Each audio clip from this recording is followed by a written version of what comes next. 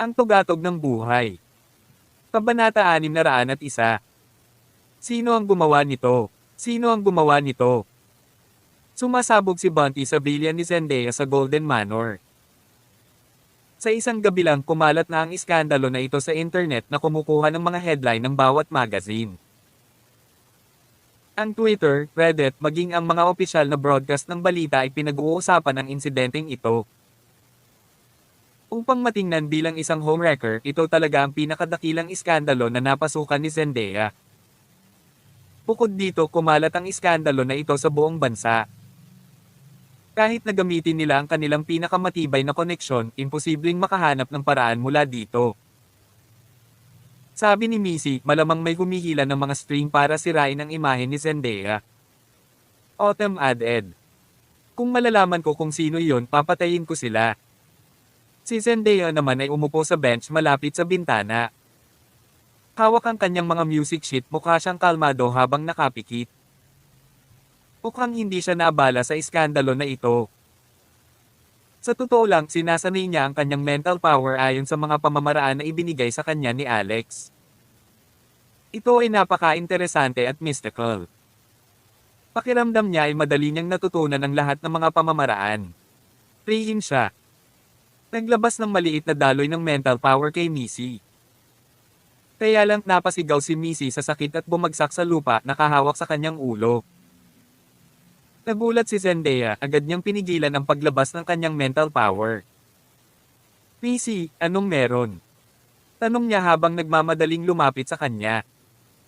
Tumayo si Missy, namumutla ang mukha. "Ay, hindi ko alam. Sumakit lang talaga ang ulo ko bigla. Grabe talaga." Ngunit pagkatapos ay tumigil ito. Sagot ni Bunty, "Wala naman dapat yun. Sumasakit din ang ulo ko palagi. Kailangan mo lang itong itulog. Kung ikaw ay nag-aalala talaga, magpa-court scan ka." Lumingon siya kay Zendaya. "Oh my dear, bakit parang hindi ka man lang nag-aalala? Ito ay isang iskandalo. May nagsisikap na sirain ang iyong reputasyon. Dapat may isang tao sa aming kumpanya na nagpadala ng video na iyon. I'm guessing it's Elena, nandoon din siya nung araw na yon." Mahinahong sabi ni Zendaya. "Huwag magpanik. Paano kung ito ay isang iskandalo? It's not like I've done anything wrong, hindi ko gagawin pumunta sa kulungan." Sagot ni Bunty. "Maaaring hindi mo kailangang makulong, ngunit ang iyong kinabukasan ay nasira. Isipin mo, mabubuo ka kalabisan. Kung ganoon, kailangan ko pa ring magretiro." Ano? Nawala ang kulay sa mukha ni Bunty. Paano niya naiisip ang ganito? Kailangan ko pa rin siyang tulungan akong kumita ng mas maraming pera sa loob ng ilang taon. Sinabi ni Zendaya, hindi naman ito isang masamang bagay. Nagulat din si Missy. Hindi masamang bagay. Kung gayon, ano ang masamang bagay kung gayon? Sasabihin ko na si Mr. Rockefeller ang pinakamasama. Paano na lang siya magtatago at hindi na magsalita pagkatapos nito? Pinahamak niya tayong lahat. Malamig ang ekspresyon ni Zendaya. Hindi ako papayag na pagsalitaan mo siya ng ganyan. Ako ang nasangkot sa kanya noong ginamit ko siya bilang isang kalasag. Siya pagkatapos ay nagpatuloy. Actually, I've never told you guys, but even if this scandal didn't happen, I would be retired soon regardless. Ang aking pamilya ay nag-aayos ng kasal para sa akin. Kapag naayos na iyon, hindi ko na magagawa. Ipagpatuloy mo ang pag-awit o pag-arte. Napasigaw naman ng iba sa gulat. Sabi ni Bunty, "No way, you should be able to continue to work in the entertainment industry even after marriage. Tignan mo ang mga top celebrity ngayon, kasal na silang lahat." Umiling si Zendaya. "Iba ako. Paano kaya? Ako ay mula sa pamilya Stormer ng Michigan. Ang mga kababaihan ng pamilya Stormer ay hindi maaaring magkaroon ng tunay na pag-ibig. Marami sa kanila ang nagiging sakripisyo para sa arranged marriages." Si Zendaya ay isang dilag na may boses na kayang manghina sa buong mundo, kaya siya ang pinakamahusay na tool para sa arranged marriages. Ikakasal siya sa isang mayamang pamilya o sa isang makapangyarihang martial artist. Ang paghahanap ng tunay na pag-ibig ay isang luho para sa kanya. Naisip niya, isa iskandalo na ito, matakasin ko kaya ang kapalaran ng arranged marriage noon. Kabanata 602. Pamilya ni Stormer ng Michigan. Makapangyarihan ba talaga ang pamilya mo? Walang ideya si Bunty tungkol sa totoo ni Zendaya. Pagkakakilanlan. Sabi ni Autumn, ang pamilya Stormer ay isang pamilya ng mga martial artist. Noong sinaunang panahon, sila ay maharlika. Kahit ngayon, makapangyarihan sila gaya ng mga pamilya sa Alaska. Nanlaki ang mga mata ni Bunty sa gulat. Noon lang nakatanggap ng tawag si Zendaya. Ito ay isang tawag mula sa kanyang ama, si Kazam Stormer. Pagkatapos sumagot, si Kazam ay naging napakabagsik. Nasaan ka? Ipadala ang iyong lokasyon, ang iyong ina at ako ay nasa California ngayon. Si Richie. Kasabay nito, nagising si Beatrice at nalaman niyang ganap na nagbago ang kanyang mundo. Ang kanyang group chat ay napuno ng mga mensahe ng pagiging homewrecker ni Zendaya. Agad siyang naghanap online at nakita ang footage. Alex. Oh my God. Napansin ni Claire na ang kanyang nakababatang anak na babae ay nababaliw at nagmamadaling lumapit. Beatrice, what on earth? Bakit ang mga sinisigawan mo si Alex? Tinago agad ni Beatrice ang phone niya. Hindi, mali ang pagkarinig mo sa akin, Mom. Ang tinutukoy ko ay isang Korean celebrity na ang palayaw ay Alex. Agad namang umiling si Claire. Ano sa pangalan ng Diyos? Babalik ka sa paaralan bukas. Huwag tumuon sa mga maling bagay tulad ng iyong mga idolo. Tingnan mo ang kapatid mo, maganda ang takbo ng negosyo niya. Kailangan mong matuto sa kanya, baka tulungan mo rin siya. Simula ngayon, yumaman na tayo. Lumabas agad ng kwarto si Claire nang matapos siya sa pagtuturo sa kanya. Isang malalim na buntong hininga ang pinakawala ni Beatrice. Inaasahan niyang magkakabalikan sina Alex at Zendaya sa concert. Nakita niya rin ang sinabi ni Alex ay paggagawa na nagpapatunay na hindi siya isang pauunan. Kung wala ang impluensya ng mental na kapangyarihan, tiyak na nasa panig siya ng kanyang kapatid. Alex, naglalaro ka ng apoy dito. Tumangala siya, napagtantong hindi pa lumalabas ang kanyang kapatid sa kanyang silid. Iniisip niya kung nalaman ni Dorothy ang tungkol dito at nabalisa siya. Palihim niyang tinawagan si Alex para lang malaman na pinatay ni Alex ang kanyang telepono. Si Beatrice ay nagmamadaling lumapit kay Dorothy at nakita niya itong nakahiga sa kama. Parang stressed siya habang tumutulo ang mga luha niya pababa sa kanyang mukha. Sis. Alex siya. Lumagpas siya sa linya. Paano niya mahalikan si Zendaya sa publiko? Napaangat ng ulo si Dorothy, gulat na gulat. Paano? Paano mo nalaman? Nanlaki ang mga mata ni Beatrice. Sa palagay ko ay alam na ng bawat Amerikano ang tungkol dito sa ngayon. Nasa balita na lahat. Naramdaman ni Dorothy na nagpanteng ang kanyang mga tainga at natulala. Binuksan niya ang kanyang telepono at nakita niya ang mga iskandalo at chismis tungkol sa dalawa. Higit sa lahat, natagpuan din niya ang video. Bumaba na naman ang puso niya sa tiyan niya. Tinanong ni Beatrice, sis, ano ang gagawin mo?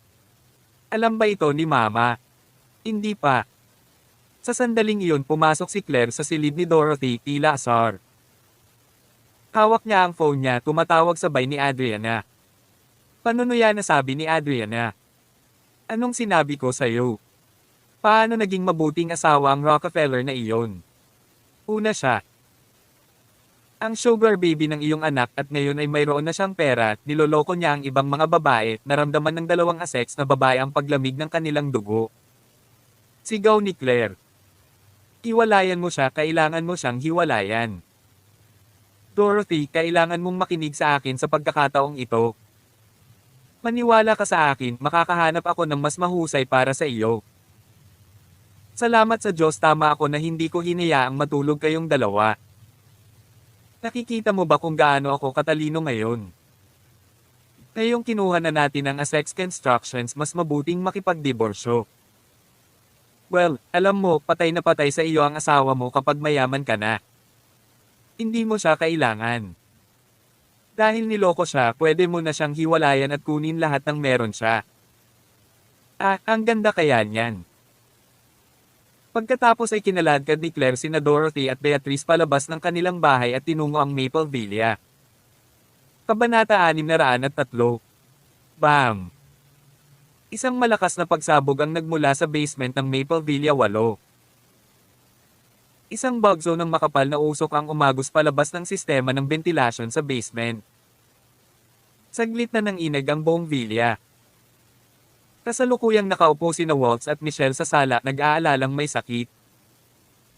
Tanong ni Waltz, ilang beses na itong sumabog ngayon. Itinaas ni Michelle ang lahat ng mapuputing daliri mula sa isang kamay niya. Tema, sa tingin ko. Biglang tumayo si Waltz. Hindi ko siya hahayaang magpatuloy sa paggawa nito. Obvious naman na may mali. Ako ay nag-aalala siya na malalagay niya sa panganib ang kanyang buhay kung magpapatuloy siya. Napabuntong hininga si Michelle. Ang maldita na idol na iyon ay may ginawa para maapektuhan ang kanyang kalooban. Ngayon na mayroon ng iskandalo. Kumalat sa buong bansa, malamang nalaman na ni Essex ngayon. Mayroon pa silang malinaw na footage ng paghalik nila. Napabuntong hininga din si Waltz. Iyan ang bagay. Hindi ko alam kung ano ang naakit ni Essex sa lalaki namin, pero napaka-head over heels niya sa kanya. It's not like she had ever treated him like a real husband though. God. Saka naglakad si Waltz patungo sa pinto ng basement, handang pumasok. Gayunpaman si Alex mismo ang nagbukas ng pinto at lumabas. Siya ay isang kumpletong akin na may abo sa kanyang mukha na pagod. May dugo pa sa gilid ng bibig niya. Ibang-iba siya sa itsura niya kanina. Alex. Nag-aalalang tawag sa kanya ni Waltz. Malungkot ang mga mata ni Alex, tila pagod na pagod siya habang kumaway sa kanya. Ayos lang ako.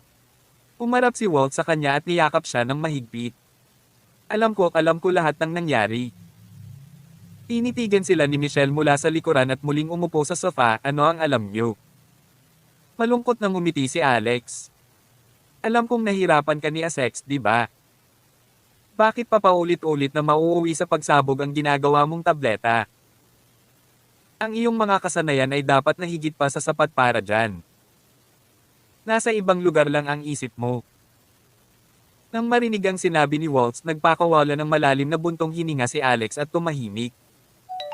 Dahil hindi niya ito itinanggi, ibig sabihin ay totoo ang lahat. Siya ay talagang hindi nakatuon at hindi manatiling kalmado habang gumagawa ng mga table tasks. Patuloy siyang nagkakamali dahil dito na nagdulot ng pagsabog pagkatapos ng pagsabog na nag-aaksaya ng isang buong kalan ng tradisyonal na mga halamang gamot. Ito ay maswerte na ang kalan. Na may nawawalang piraso ng binti ay sapat na matibay upang mahawakan ang lahat ng ito. Kahit na matapos ang napakaraming pagsabog, maayos pa rin itong gumagana. Kinaladkad ni Waltz si Alex sa sofa at pinaupo. Umupo si Michelle sa kanyang kaliwa habang siya ay nakaupo sa kanyang kanan, nakasandal habang inaalaw siya ng mga ito. Dagdag ni Michelle. Sa tingin ko hindi rin kayo bagay ni Dorothy para sa isa't isa. Kayong dalawa ay galing sa magkaibang mundo. Marami ka ring tinatagong sikreto sa kanya. Alam kong ayaw mong mag-alala siya, pero masasabi lang ng mga babae kung may itinatago sa kanila ang lalaki nila. Kahit wala itong iskandalo kay Zendaya, maghihiwalay pa rin kayo dahil sa hindi mabilang na salungatan. Biglang pumasok si Claire sa villa kasama ang dalawang kapatid na Essex. Nasa Dorothy pa rin ang keycard sa Maple Villa 8, kaya naman madali silang nakapasok. Gayunpaman, sa pagpasok pa lang nila, naabutan nilang nakayakap si Alex sa dalawang babae na para bang isa siyang hari sa sofa. Higit sa lahat, parehong idiniin ni Waltz at Michelle ang kanilang mga katawan laban sa kanya na parang gusto nilang idikit ang kanilang mga sarili sa kanya. Laking gulat ng magkabilang panig nang makita ang isa't isa. Tumayo si Alex mula sa kanyang kinauupuan, tinitigan si Dorothy. Si Dorothy ay mukhang malungkot. Nang makita siyang ganito, gusto ni Alex pamatay. Alex Rockefeller, binuksan mo talaga ang mga mata ko. Sabi sa balita hinahabol ka daw ni Zendaya at gusto na maging homewrecker mismo. Pero ngayon nakikita ko na hindi lang siya. Marami kang ginang na naghihintay na tumalon sa iyo. Sigaw ni Claire sabay turo kay Alex. Pagkatapos ay hinailan niya si Dorothy palapit. Mahal kong anak, buksan mo ang iyong mga mata at tingnan mo ang iyong sarili. Ang lalaking ito na mahal mo ay hindi tao, isa lang siyang halimaw na walang puso. Itinago niya ang kanyang mga mistress dito, nakatira sa kanila. Dalawa din sila. Tiyak na gumagawa sila ng maraming kalaswan ng pribado. Tumayo na rin si Walt sa kinauupuan niya. Koy B***, ingatan mo yang bibig mo. Kung hindi dahil sa kapakanan ni Alex, gagawin ko pinatay ka noon pa. Ano? Napakainit ng ulo ni Claire. Sumabog siya nang insultuhan siya ni Waltz na iniswing ang kanyang kamay patungo kay Waltz. Tawag. I-prick. I-click. I-subscribe kwentong nobela. Kabanata 604. Ngunit bilang isang normal na babae, hinding-hindi niya magagawang sampelan si Waltz, isang mystic rank fighter. Niyakap siya ni Waltz. Ang palso at iniwas ang kabilang kamay niya kay Claire. Smack! Malakas at marahas ang sampal. Gayunpaman, hindi si Claire ang nasampal, si Alex ay nakapasok sa pagitan nila sa bilis ng kidlat. Natigilan si Waltz at pinadyak ang kanyang mga paa. Alex, anong ginagawa mo? Sabi ni Alex, bumalik ka na sa kwarto mo. Rachel, ikaw din. Ang dalawang babae ay ayaw makinig, ngunit wala silang nagawa kundi ang tumango at bumalik sa kanilang mga silid pagkatapos. Sinaman sila ni Alex ng galit na tingin. Bago umakyat si Waltz, sinadya niyang sabihin, balik ba ako sa kwarto mo o sa kwarto ko? Hula ko. Pupunta ako sa iyo. Naiiwan ko ang pantalon ko sa kama mo kagabi. Ramdam ni Alex na sisubog ang kanyang isipan. Si Waltz, gayunpaman, ay nagmamadaling umakyat sa kanyang silid bago siya makapag-react. Rockefeller, naging mabuti ang kapatid ko sa iyo. Inayaan kanyang manatili sa amin noong ikaw ay nasa pinakamababa. Binigyan ka pa niya ng pera para tumulong sa pagbabayad ng mga bayarin sa ospital ng iyong ina. Hindi ko inaasahan na magiging ganyan ka. Isang dumi, basura ka. Nagkamali ako ng paghusga sa iyo, hamak na parang hindi ka karapat-dapat na makasama ang kapatid ko. Galit na sigaw ni Beatrice. Gustong magpaliwanag ni Alex, ngunit nakaramdam siya ng matinding pagod. Nakuha niya kahit papaano ang nararamdaman para kay Zendaya. Wala kahit saan. He even caught feelings for Waltz before he met Zendaya too. Ilang beses nang natutulog ang dalawa sa iisang kama. Hindi niya masasabi na si Waltz ang pinilit. Ang sarili sa kanya dahil siguradong may kapangyarihan itong itulak siyang palayo. Kaya naman wala siyang masabi kay Dorothy, lahat ng pagdududa niya ay totoo. Nakita mo. Umamin siya. Sabi ni Claire na may malaking ngiti sa labi. Well, thank the heavens, sa wakas makakamove on ka na sa kanya at makakapag-divorce. Hindi ko akalain na ang B***star na ito ay mabuti para sa iyo mula sa simula. Nakita ko sa kanya, basura lang siya. Noon umasa siya sa iyo at ngayon ay nandito siya sa labas nakikitulog sa ibang babae. Kung talagang naging totoong mag-asawa ka, ikaw ang magiging isa. Magdusa, anak ko. Tumigil sandali, lumingon si Claire kay Alex at sumigaw. Rockefeller, gusto kong makipagdiborsyo ka sa anak ko nang walang ibang kondisyon. Sumasang-ayon ka ba? Nilainggan ni Alex si Dorothy, puno ng sakit ang mga mata nito. Sa huli, dahan-dahan siyang tumango. Alam niyang kailangan niyang tanggapin ang anumang parusa sa kanyang ginawa pagkatapos ng lahat. Parang dinurog ang puso niya sa nakita niya. Galit na galit si Dorothy. Mangarap pa. Malakas na sigaw ni Dorothy, malamig at mabagsik ang ekspresyon. Gusto mo bang makipaghiwalay at makasama ang babaeng Zendaya na iyon? Hindi ako makikipaghiwalay sa iyo para ipagpatuloy mo ang iyong masayang buhay. Sasaktan at aasarin kita hanggang kamatayan. Pagkatapos ay dumura siya ng isang bibig ng dugo dahil sa kanyang nakakulong na galit. Nakaramdam ng kirot sa puso si Alex, nagmamadali siyang yakapin siya. Gayunpaman, itinulak siya ni Dorothy. Hindi mo ako deserve hawakan. Masyado kang dumi. Nagpapanik si Claire. Dorothy, anong ginagawa mo? Plano mo ba talagang kumapit sa kanyang hindi tapat at walang kwentang asterisk S? Tumalikod na lang si Dorothy at umalis, hindi lumingon minsan. Sigaw ni Beatrice. Hindi ka makatao, Rockefeller. Inabol niya ang kapatid niya. Namutla ang ekspresyon ni Claire. Hindi kita papakawalan ng ganito kadali, Rockefeller. Alalahanin mo ito. Hindi kita mapapatawad. Napaupo si Alex sa sahig, tulala pa rin siya. Ang pamilyang Essex ay nagmaneho palabas ng Maple Villa. Nang sila ay nagmamaneho sa isang Dallas Dis, isang truck ang biglang bumangga sa kanilang BMW M8 na naging sanhi ng pagkabaligtad ng huli at bumagsak sa lupa. Makalipas ang ilang minuto, may mga bumababa sa sasakyan. Nawala ng malay sina Claire at Beatrice sa impact at shock. Bagamat dumudugo ang ulo ni Dorothy, may malay pa rin siya. May napansin siyang babaeng naglalakad papunta sa direksyon niya kaya humingi siya ng tulong. Sa hindi inaasahang pagkakataon, natambo siya ng babae. Kabanata 605. Kamalig.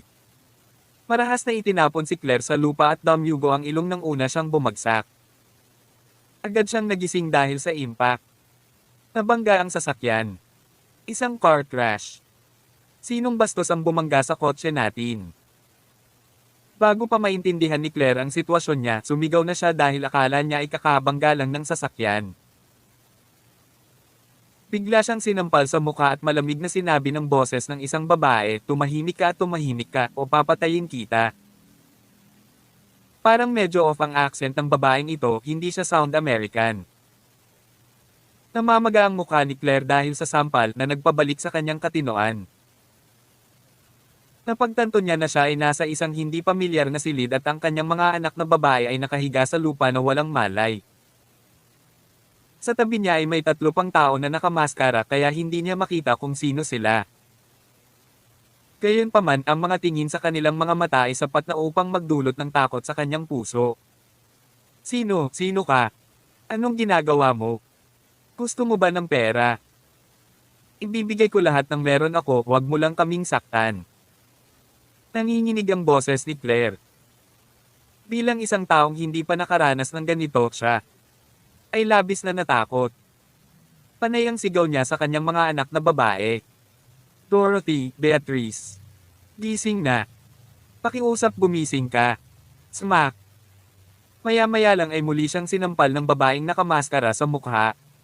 Tulad ng sinabi ko, tumahimik ka. Sigaw ni Claire habang bumagsak sa lupa. Biglang parang may naisip siya. Naiintindihan ko na ngayon, dapat mayroon ng scum Rockefeller na iyon. Tinanggap ka. You dumb bastard. How dare he get mad when he was the one who did cheating? How dare he hire someone to run into our car and kidnap us? Sabihin mong lumabas na ang basura, lumabas ka na. Buong lakas siyang sumigaw na para bang totoo ang kanyang mga inaakala. Umiling ang babaeng nakamaskara, halatang nauubusan na ng pasensya. Pakiramdam niya ay hindi epektibo ang pagsampal kaya't naglabas siya ng isang makintab na punyal, iwinagayway ito sa harap ng mga mata ni Claire na pinupuno siya ng higit na takot. Slash! Ang dulo ng punyal ay kumislap sa harap ng kanyang mga mata. Sa sandaling iyon hindi na siya makasigaw para bang nabara ang kanyang lalamunan. Maya-maya lang ay naramdaman niya ang matinding kirot sa kanyang mukha.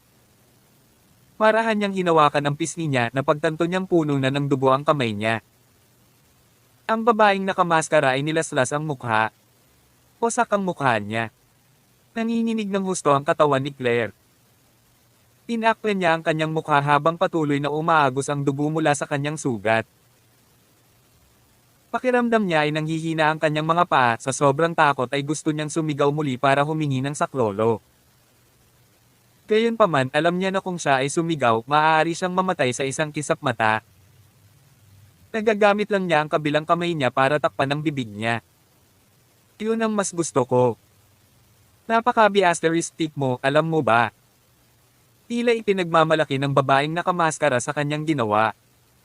Tawagan mo na ang manugang mo. Napaisip agad si Claire. So it really was that dumb scum Alex who did this to us. She hated his guts, pero wala siyang magawa kundi manginig sa takot.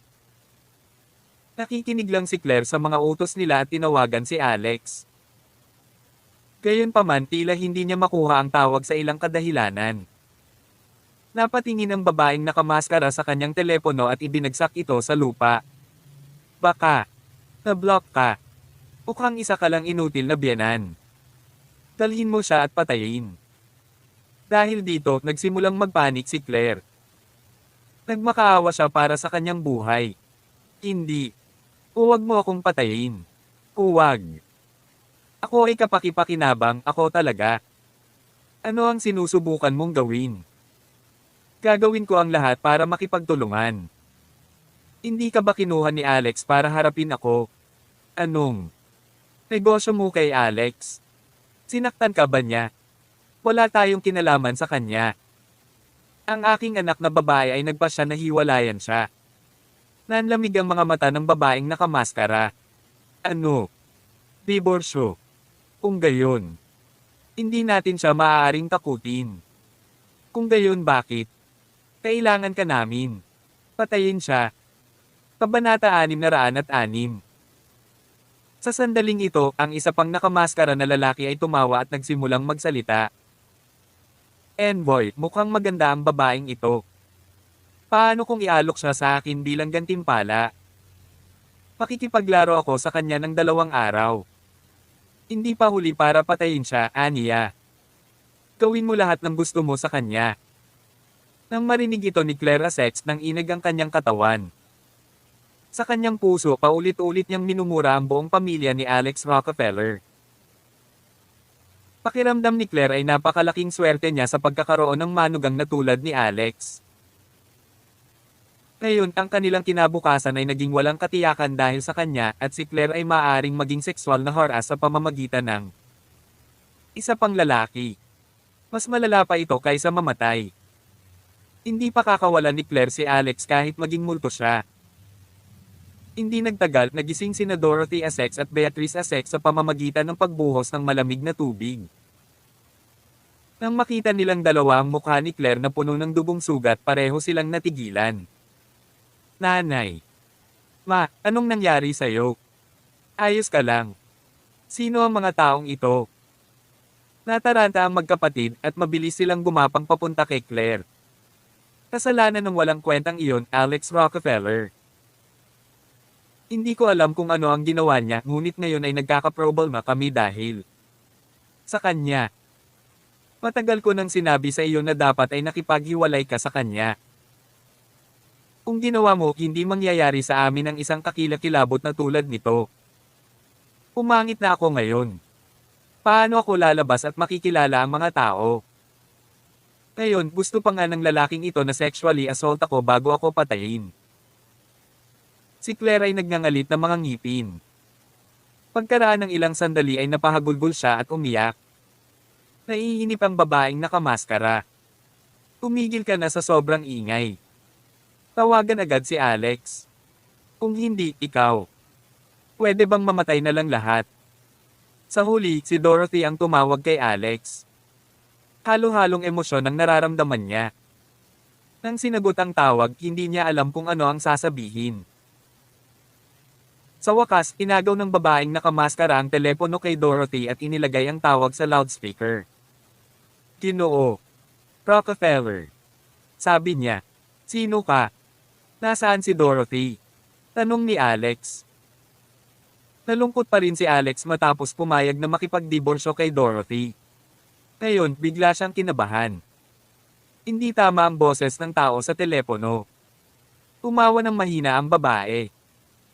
Nasa kamay ko na ngayon ang asawa mo at ang biyenan mo. Oh, tama. Meron din. Ang iyong hipag. Pinapangit ko na ang mukha ng biyenan mo at pumayag akong ibigay siya sa isa sa mga nasasakupan ko. Kung ayaw mong maging laruan ng subordinate ko ang asawa mo, dalhin mo ang banal na aklat sa Baron Alley sa loob ng kalahating oras, she said. Ano? Taga-Gokudo sa Shiki ka ba? Nagulat si Alex. Bigla siyang tumalon at ang kanyang katawan ay napuno ng layunin ng pagpatay na umakyat sa bubong. How dare you? Ulalas ni Alex. Sa tingin mo hindi ko gagawin. Lumapit ang babae kay Dorothy at diretsyong sinampal ng 2 beses. Naririnig ni Alex ang pagiyak ni Dorothy sa sakit. Biglang bumilis ang tibok ng puso niya. Itigil mo yan. Huwag mo silang saktan. Gagawin ko lahat ng hilingin mo. Sigaw ni Alex. Kahanga-hanga. Sabi ng babae. Ngunit kung hinawakan mo sila, hindi mo makikita ang isang salita mula sa banal na aklat, sabi ni Alex bago binitay. Itaas ang telepono. Tapos tumakbo siya palabas ng villa. Matapos ay channel ang chi energy ng lightning attribute sa kanyang mga binti, nag-transform siya sa isang bug zone ng hangin at nagmamadaling pumunta sa Baron Alley. Senior. Sinundan siya ni Waltz Floor. Ngunit siya ay wala kahit saan malapit sa Alex. Napapadyak lang ang paa niya sa lupa habang pinagmamasdan itong mawala. Narinig ko siyang nagsabi ng Baron Alley or something kanina lang. Naabutan ni Michelle at sinabing. Agad na sumakay si Walt sa kanyang Lamborghini at pinaandar ang makina. Pumasok ka sa kotse. Stereo na. Tawagan si Nathan Pattinson. Mabilis. Samantala, ang babaeng nakamaskara mula kay Gokudo sa Shiki ay ibinalik ang telepono kay Dorothy at tumawa. Tingnan mo. Ito ay isang simpleng bagay. Hindi ko talaga alam kung ano ang ginagawa ni Pepper Kimmich, ang basurang iyon. Niluwalhati siya ng lalaking nakamaskara. Envoy, ikaw talaga ang pinakamatalino. Envoy, pwede ba akong makisaya sa mature na babae dito? Ang kagandahan ni Claire ay masyadong nakakaakit at ang kanyang buong katawan ay nagmula sa amoy ng isang mature na babae. Naiinip na ang lalaking nakamaskara at gusto niyang makipagsaya sa kanya bago dumating si Alex. Nang marinig ito ni Claire ay nanginag ang kanyang katawan. Untik na siyang mahimatay. Kabanata 607. Wham! Sinampal ng babaeng nakamaskara ang lalaki. Sabay tanggal ng tela niyang maskara. Kung nandito si Alex Rockefeller, makikilala niya ang lalaking ito na walang iba kundi ang anak ni Frank Accardo, si Heath Accardo. Basta, ang ulo mo ay puno ng basura. Ang babaeng nakamaskara ay isang subo mula kay Gokudo sa Shiki. Ang tunay niyang pangalan ay Maiko Chiba. Sa hitsura, mukhang kontrolado ni Frank ang Baltimerico ng California, ngunit sa katunayan, nagtatrabaho rin si Frank para sa Gokudo sa Shiki. Nang iset up ni Gokudo sa Shiki ang Baltimerico ng California, naglagay din ito ng maraming sarili nitong mga tao sa loob ng organisasyon. Nang pinatay ni Alex si Ono Yohei mula sa Japan ng napakalupit, pinalis niya ang pinakamahuhusay na manlalaban sa organisasyon at kinokontrol si Frank na magtrabaho para sa kanya sa pamamagitan ng isang parasitic na sakit, ang Baltimerico ng California ay kinuha at karamihan sa mga pasilidad sa pagmamanupaktura nito ay nakuha ng Thousand Miles Conglomerate. Paanong hindi makatanggap ng ganoong balita si Gokudo sa Shiki? Si Maiko ang dalubhasang ipinadala ni Gokudo sa Shiki upang hawakan ng usapin at ang pinakamahalagang bagay kay Gokudo sa Shiki ay ang banal na aklat. Sa sandaling ito, ang pinakamaliit na depekto ay hindi pinahihintulutan. Kung nakipaglaro si Heath kay Claire Essex at nagresulta sa hindi nila makuha ang banal na aklat, kailangan niyang mamatay ng 10,000 beses. Maya-maya tahimik na pumasok ang isa pang Japanese na nakasuot ng parang ninja. MS. Chiba, nandito na si Alex Rockefeller. Nagsalita ang lalaking ito sa wikang Hapon. Bagamat hindi siya maintindihan ni Claire at Beatrice Essex, naiintindihan naman ni Dorothy. Iyon ay dahil kumuha siya ng kurso sa Japanese noong siya ay nasa universidad at natutunan niya ito ng husto. Nang mabalitaan ni Dorothy na nandito si Alex, nakaramdam siya ng saya at pag-aalala. Gayunpaman, ang mga sumunod na sinabi ni Maiko ay nagduda kay Dorothy kung kinakalawang na ang kanyang hapon. Mag-iingat ka. Siguraduhin na ang mga hostage na ito ay nasa ilalim ng kontrol. Hindi dapat maging simple ang taong iyon kung nagawa niyang patayin si Ono Yohei. Narinig ni Dorothy na sinabi ni Maiko sa Japanese. Ano?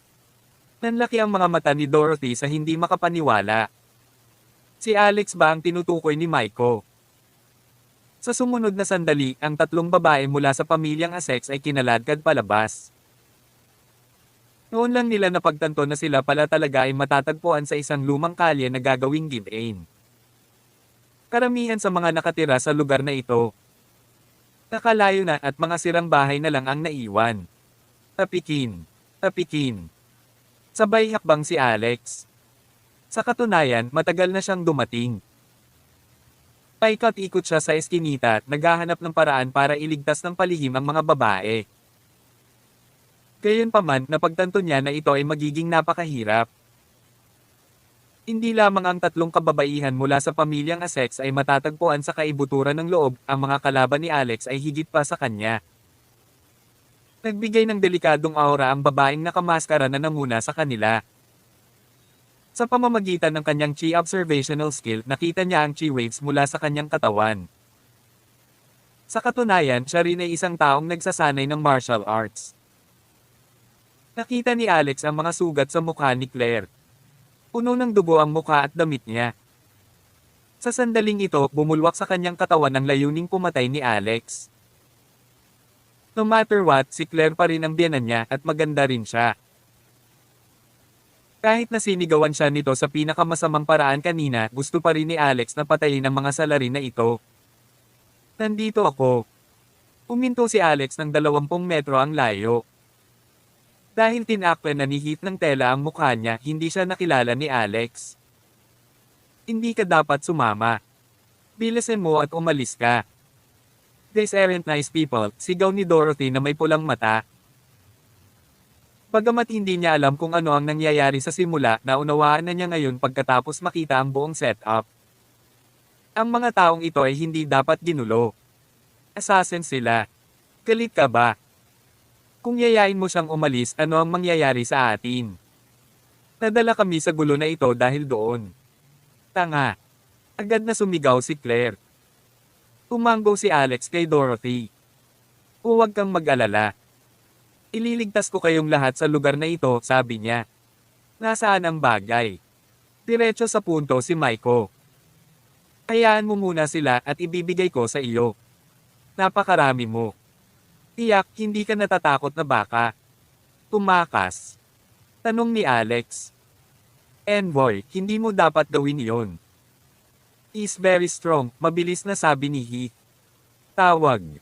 I prick. I-click. I subscribe kwentong nobela. Kabanata 608. Takot na takot si Heath Accardo kay Alex Rockefeller mula noong una silang nagkita. Nasaksihan din ni Heath ang madugong eksena sa Baltimore Tower na naramdaman na si Alex ay hindi isang tao, ngunit isang demonyo. Klang. Dirdiretsong naghagis ng kutsilyo si Maiko Chiba kay Alex. Isaksak mo ang kutsilyong ito sa iyong tiyan at pakakawalan ko sila. Ano? Hindi lang si Dorothy Assex ang nagulat kundi sina Claire Assex at Beatrice Assex ay parehong nabigla nang marinig nila ito. Ang kutsilyo ay hindi bababa sa 30 sentimetro ang haba. Mabubuhay pa kaya si Alex matapos itong saksakin sa tiyan? Baliw ka ba? Gusto mo bang magpakamatay siya? Malakas na sigaw ni Dorothy. Kinuha ni Maiko ang isa pang kutsilyo at inilagay ito sa leeg ni Dorothy na may mapaglarong tingin sa kanyang mga mata. Gusto mo? Saksakin ang sarili mo o hindi? Huwag kang mag-alala, hindi kita hahayaang mamatay. Ang layunin ko ay ang banal na aklat. Hindi alam ng pamilyang Assex kung ano ang banal na aklat at nalito sila nang marinig nila ito. Hindi naniniwala si Beatrice na sasaksakin ni Alex ang sarili. Paano kung tumalikod talaga siya at umalis? Nangangahulugan iyon na ang kanyang pamilya ay mamamatay lahat. Hindi, mas masahol pa ang pagdadaanan nila kaysa patayin ka agad. Hindi ba pwedeng kunin mo na lang ang Holy Book? Bakit kailangan mong ipapatay ang sarili niya? Tanong ni Beatrice. Tinitigan ni Michael si Alex, hindi pinansin si Beatrice. Kung hindi sinaksak ni Alex ang sarili, hindi ligtas si Michael. Kung hindi mo sinasaksak ang sarili mo, sasaksakin ko siya. If I do this, you might have to bid farewell to your wife forever, diretsong sabi ni Michael habang marahang iginalaw ang kanyang kamay. Pumulo ang dugo sa makatarungang leeg ni Dorothy. Tumigil ka. Sigaw ni Alex. Nawala ng pag-asa si Claire nang makita niya ito. Bilisan mo, saksakin mo ang sarili mo. Bakit ka nag-aalangan? May utang ka, Dorothy, at may utang ka sa pamilya namin. Pag-isipan mo. Sa nakalipas na taon, sino ang nagpapakain sa iyo at nagbibigay sa iyo ng bubong sa iyong ulo? Mahal na mahal ka ni Dorothy pero nakipagkulitan ka sa ibang babae sa likod niya. Utang mo ito sa kanya. Saksakin mo sarili mo. Kapag nagawa mo na lahat ng utang mo sa kanya ay patatawarin, sigaw ni Claire kay Alex. Nangingilid ang mga luha sa pisngi ni Dorothy habang same time na umiling siya. Hindi mo kaya. Nanay, tumahimik ka. Paano mo nasabi iyan? Galit na galit si Claire. Anong gusto mong gawin ko? Dapat ba nating ipagpalit ang tatlo sa buhay natin para sa kanya? Ang buhay niya lang ba ang mahalaga pero hindi ang nanay o kapatid mo? Walang comeback si Dorothy para dito. Ang tanging nagawa niya ay hindi mapigil ang umiyak. Magiliw na tiningnan ni Alex si Dorothy. Dorothy, tama ang nanay mo. Utang ko ito sa iyo. Walang kinalaman ang bagay na ito. Kasama ka pa rin. Kung may mamatay man, mas gugustuhin kong ako na lang kaysa kayong tatlo. Dahil doon, dahan-dahang lumuhod si Alex at dinampot ang kutsilyo. Inikat niya ito at itinutok sa tiyan niya. Sa sandaling ito, tumahimik ang lahat. Nanlaki ang mga mata ni Claire at Beatrice. Kung ilalagay nila ang kanilang sarili sa posisyon ni Alex, tiyak na hindi nila gagawin. Kayang saksakin ang sarili. Sila ay matatakot sa kamatayan. Nanghina ang mga paa ni Dorothy at tumulo ang mga luha sa kanyang mga mata. Nagbigay ng puwersa si Alex gamit ang kanyang kamay. Ang 30 sentimetro ang haba na kutsilyo ay pumasok sa kanyang katawan ng malinis ngunit lumabas na pula. Tinusok nito si Alex at lumitaw ang dulo ng kutsilyo sa likod niya. Hindi. Napasigaw si Dorothy sa sakit. Pakiramdam niya ay nasaksak siya sa halip na dumudugo. Nanlaki ang mga mata ni Claire sa hindi makapaniwala. Pilit na kinurot ni Beatrice ang sarili niya mga daliri at namutla ang mukha niya. Umiiyak din siya. Hindi alintana kung gaano kakulit si Alex, ang pagkilos na ito ng pagsaksak sa kanyang sarili ay naglinis sa lahat ng kanyang mga nakaraang pagkakamali. Napaluwa si Alex ng isang bibig ng dugo. Nanginginig ang katawan niya habang nakatingin kay Michael na may hawak na kutsilyo. Ngayon, pwede mo na ba silang bitawan? Kabanata 609. Tuloy-tuloy ang pagtulo ng dugo na kulay ng pulang-pula. Hindi nagtagal, nakabuo ito ng malaking pool sa lupa. Naramdaman ng 3 babae mula sa pamilyang Essex na nanginginig ng mahina ang kanilang mga binti at hindi sila makatayo. Sila ay pawang mga ordinaryong babae at kahit na nagmamasid sa mga seryosong aksidente sa sasakyan ay nahihilo ang kanilang mga ulo, lalo pa ang isang bagay na kasing trahedya ng isang sinasaksak ang sarili sa tiyan. Halos mawala ng malay si Dorothy Essex ng ilang beses. Bakit ang tanga mo? Bakit ang tanga mo? Kung mamatay ka, paano ako mabubuhay? Sigaw niya. Natigilan din si Heath Accardo sa ginawang pananaksak ni Alex Rockefeller sa kanyang sarili. Ganito siya kalupit kahit sa sarili niya. Ito ay masyadong nakakatakot. Kailangang mamatay ang mga tulad ni Alex. Tumawa ng mahina si Michael Chiba. Hindi ako makapaniwala na may malalim kang nararamdaman para sa kanya. Gusto mo kahit na mga ako sa ganoong kahilingan. Ayos lang. Ako, si Maiko Chiba, ay laging tumutupad sa aking mga pangako. Basta ibigay mo sa akin ang holy book ngayon, I'll let them go, she said. Tumalsik na naman ng dugo si Alex. Lalong nanginag ang kanyang katawan at ang kanyang mukha ay lalong namutla sa segundo. Kung tutuusin ay napaluhod lang siya sa isang tabi. Nahihirapan siyang tumawa. Tinatawag mo itong pagtupad sa iyong pangako. Sa katunayan, walang sino man mula sa Japan ang mapagkakatiwalaan. Mga hamak kayong lahat. Ano? Galit na bulalas ni Maiko. Siya ay isang maharlikang miyembro ng Bokudo Sashiki at may hawak siyang posisyon na napakahalaga. Paano siya matatawag na scum? Gusto ko lang matiyak na nasa iyo ang banal na aklat, sabi niya. Mabuti. Sa nanginginig na mga kamay, dumukot si Alex sa kanyang bulsa at may inilabas. Natutuwa siya na itinago niya ang larwang ito sa kanya. Kung hindi, magiging mahirap na lokohin ang kanyang kaaway. Ang item. Ang kinuha niya ay walang iba kundi ang Stake of Exorcism mula sa Serena Y ng Hong Kong. Ito ay isang laruan na ginamit ni Serena na nagpapasaya sa sarili araw-araw. Ang bagay na ito ay ginawa mula sa core ng isang lumang puno ng akasya na tinamaan ng kidlat. Nabahiran ito ng hindi mabilang na dugo ng mga demonyo at matagal na itong nakakuha ng espiritual na pag-aari. Higit pa rito, sinubukan ni Alex na baguhin ito nitong mga nakaraang araw.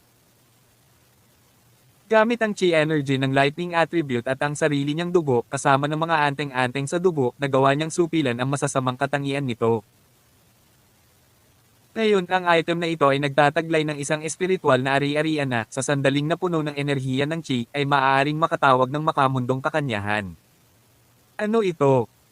Sa tingin mo ba ako ay isang tanga?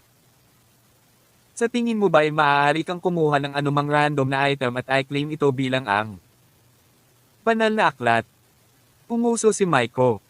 Mukhang bago ka lang. Ubo, ubo. Iniluwa ni Alex ang isa pang subo ng dugo na tumalsik sa Stake of Exorcism. Sabay-sabay, ang Stake of Exorcism ay nanawagan ng makamundong diwa at nagsimulang mabuo ang isang essence vortex. Hindi ito nakikita ng ibang tao, ngunit si Maiko ay isa ring martial artist at naramdaman ito ng napakabilis. Nagsimulang manginig ang kanyang espiritu at naniwala siya kay Alex. Itinabi ni Maiko ang kanyang kutsilyo at itinulak si Dorothy sa isang tabi. Pwede na kayong lahat umalis. Untik nang matamba si Dorothy, ngunit agad siyang tumakbo papunta dito. Alex, huwag kang lalapit sa akin. Bilisin mo at umalis ka. Huwag mo na akong alalahanin. Kung lalapit ka pa, sasaksakin ko ulit ang sarili ko at mamamatay sa harap mo, malupit na sabi ni Alex.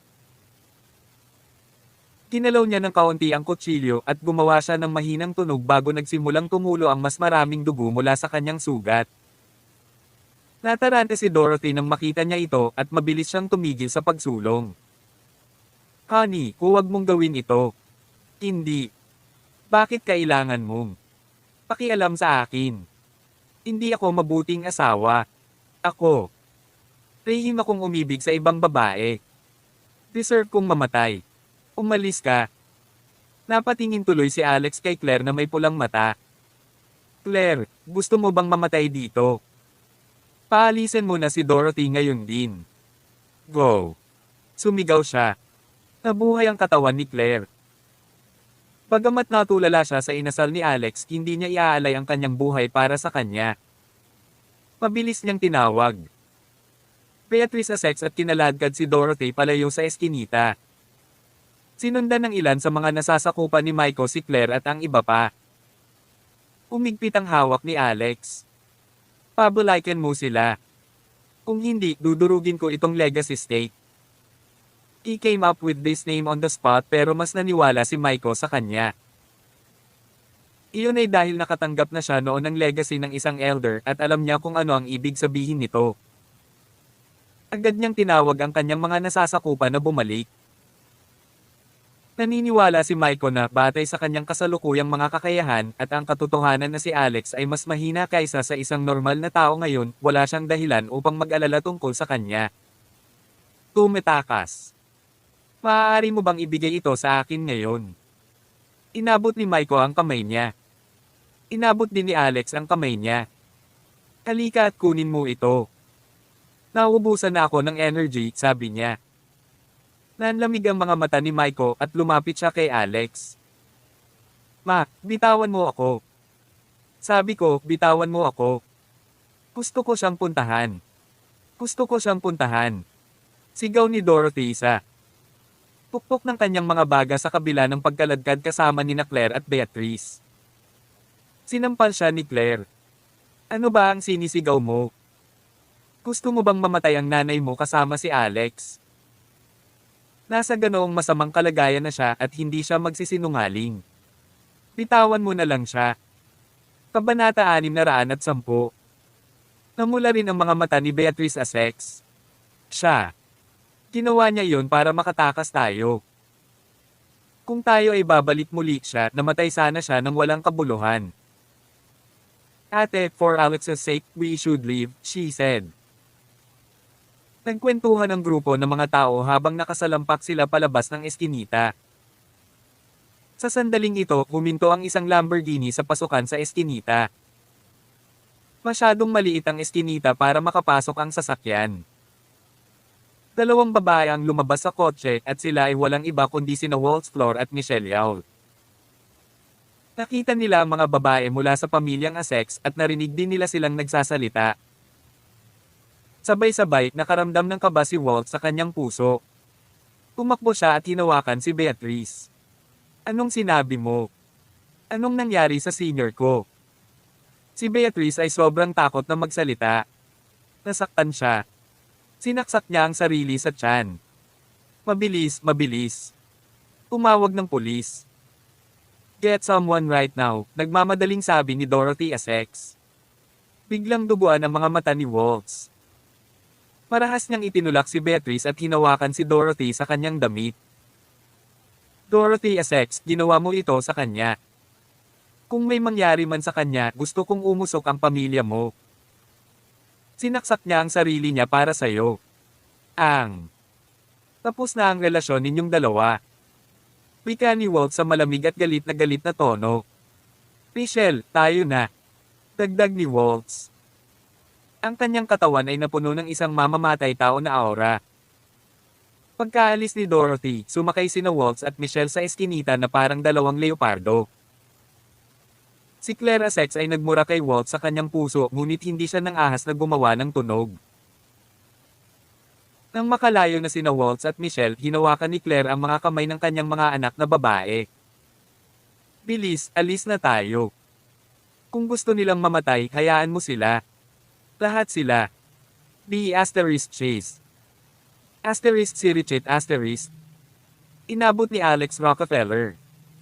Hawak niya ang stake of exorcism habang nakahinga siya ng maluwag. Tumilitaw na mahina at pagod, dumura ng dugo at sinasabing namamatay, lahat ng iyon ay peke. Siya ang tagapagmana ng Ultimate Book of Medicine at siya ay isang kagalang-galang na doktor. Ang kanyang kaalaman sa ang katawan ng tao ay nalampasan ng karamihan sa mga tao. Sa totoo lang, sa sandaling sinaksak niya ang sarili, nakapili na siya ng isang tiyak na anggulo. Sa katunayan, ginamit niya ang force upang ilipat ang kanyang mga organo ng bahagya upang hindi masaktan ng kutsilyo ang kanyang mga organo kapag sinaksak niya ang kanyang sarili. Sa karamihan, magkakaroon lamang ng mga pinsala sa ibabaw. Senior. Alex. Nakarating doon sina Waltz at Michelle. Binilisan ni Maiko Chiba ang kanyang bilis at agad na inabot ang stake of exorcism. Akala niya ay aalis na si Alex ngunit hindi niya iyon ginawa. Sa katunayan, mabilis pa niyang inihagis ang stake of exorcism sa kamay ni Maiko. Saglit na natigilan si Maiko nang mahuli niya ito na-activate ni Alex ang kanyang mental power. Agad na naramdaman ni Maiko na para siyang tinamaan ng kidlat. Gayunpaman, natigilan lamang siya ng kalahating segundo bago siya agad na nag-react sa pamamagitan ng paghampas sa lalamunan ni Alex gamit ang kanyang kutsilyo. Talaga, may mental power din siya. Naiisip ni Alex sa sarili. Ito ang dahilan kung bakit hindi siya nang ahas na gamitin ang kanyang mental power kanina at mas gusto niyang saksakin ang kanyang sarili. Kung ginamit niya ang kanyang mental power para guluhin si Maiko sa simula, maaaring nag-react siya sa napakaikling panahon sa pamamagitan ng paglaslas sa lalamunan ni Dorothy. Kaya naman, walang choice si Alex. Ngunit ngayon, inilabas ni Alex ang kanyang maikling kutsilyo. Slash. Sinaksak niya ito sa tiyan ni Maiko. Ito ay ang eksaktong parehong lokasyon kung saan siya sinaksak ang kanyang sarili. Hindi makapaniwala si Maiko na nakagalaw pa rin si Alex ng ganoon kabilas at sa sobrang lakas sa kabila ng pagiging malubha. Nasugatan. Samantala, ang stake of exorcism sa kanyang kamay ay nagsimulang mag-channel ng mabangis na chi energy sa kanyang mga ugat. Para siyang tinamaan ng kidlat. Fake ba? Ulalas ni Maiko. Napakatalino mo. Tumawa si Alexa. Pagkaraan ng ilang sandali, naging malamig ang mukha ni Alex. Pumatay ng walang awa. Sigaw niya kina Waltz at Michelle na umaarangkada. Kabanata 611. The Pinnacle of Life, Kabanata 611. Paano? Paano ito posible? Hindi makapaniwala si Maiko Chiba na sa halip ay papatayin siya ni Alex Rockefeller.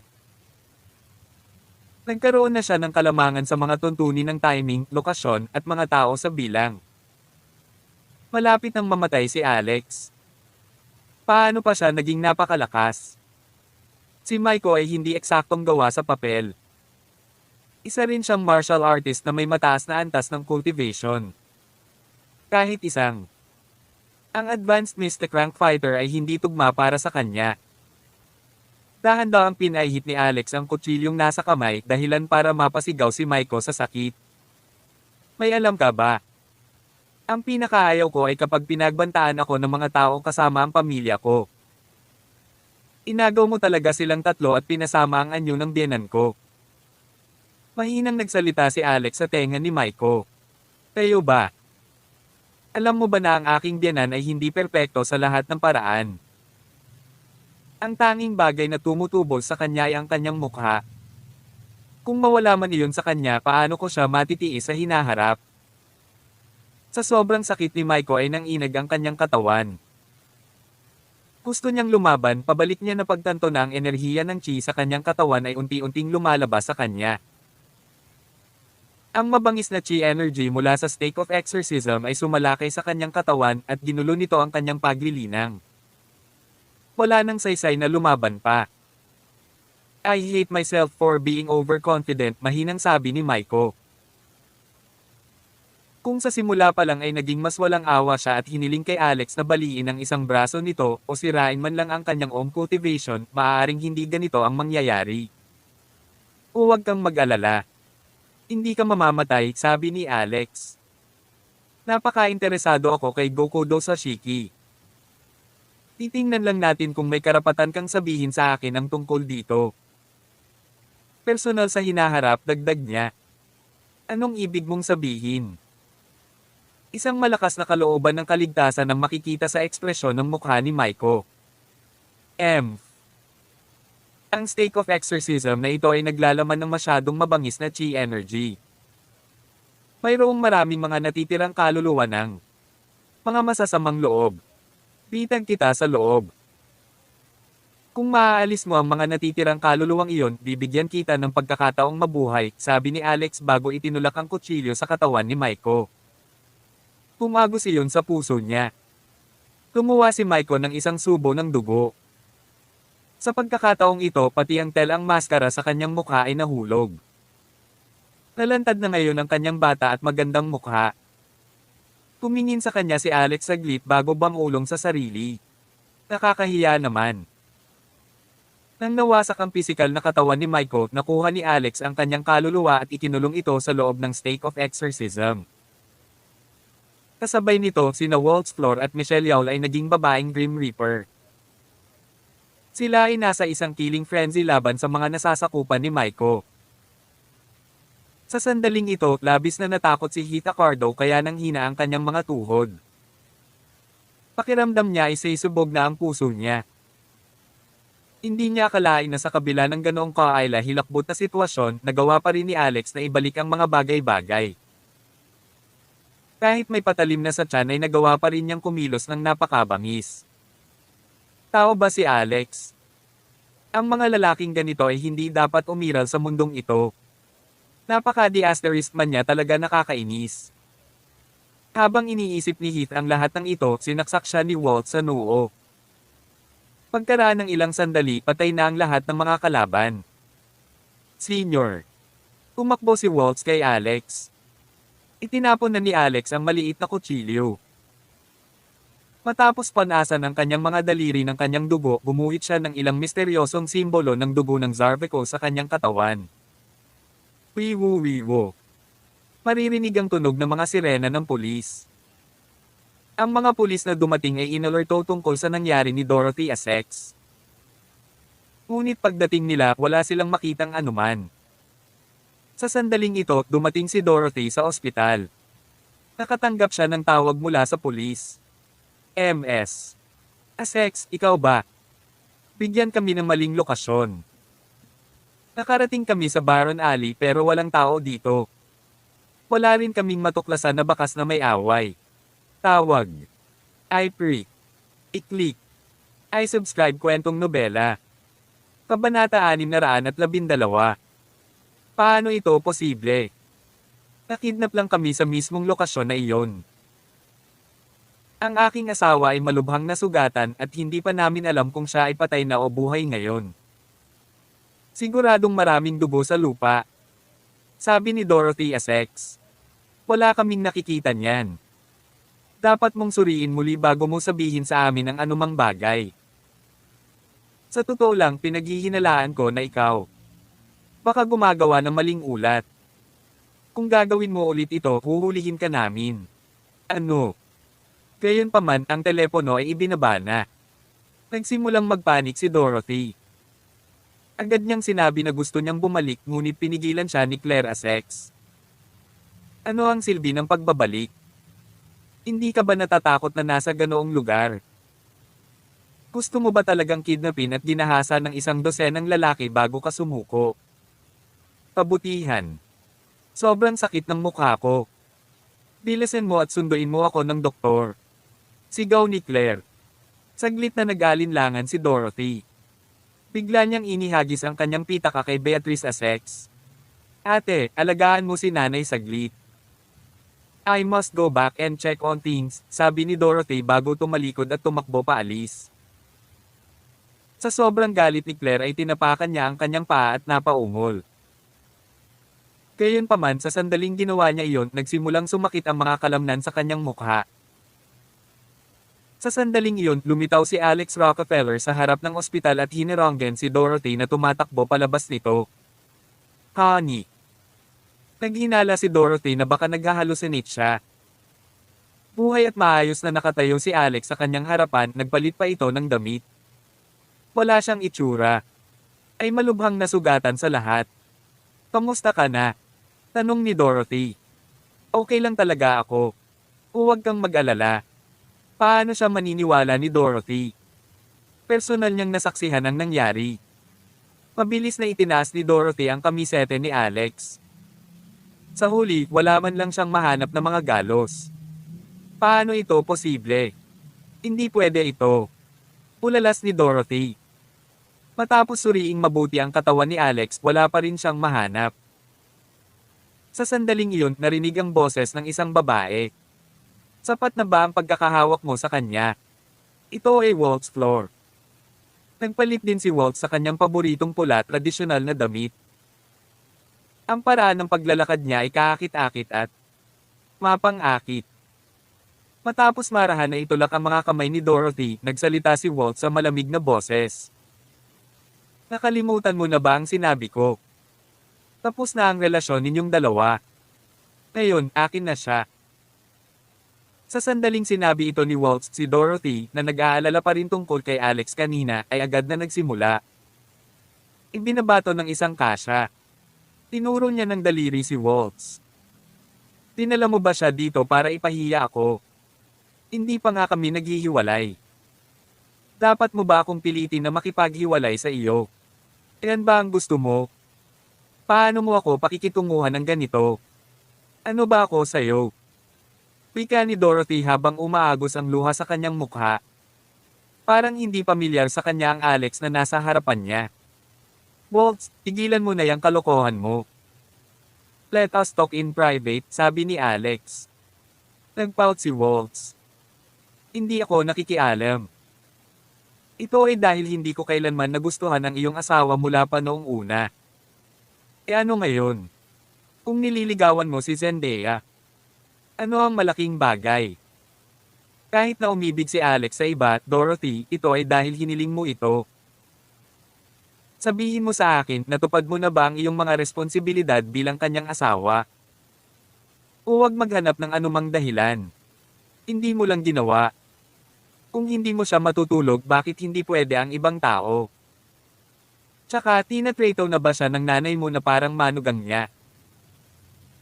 Hindi lamang niya pinagbabawalan siya na pumasok sa bahay, ngunit hindi rin niya siya papayagang matulog sa iyo. Ano ang silbi ng pagpapakasal? For show ba ang lahat? Alex ay nakatulong sa iyong pamilya ng higit sa sapat. At saka, magkaibang mundo kayong dalawa.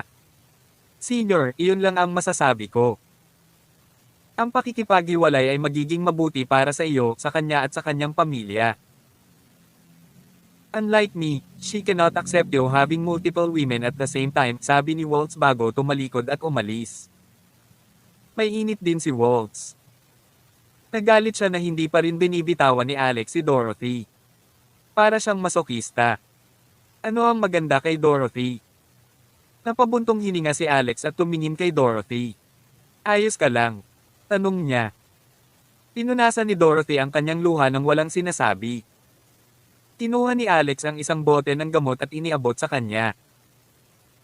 Ang gamot na ito ay nakakapag-ayos ng mga sugat at hindi nag-iiwan ng anumang peklat. Hayaan mong gamitin ito ng nanay mo. Ang sinabi ni Waltz ay hindi ganap na hindi makatwiran.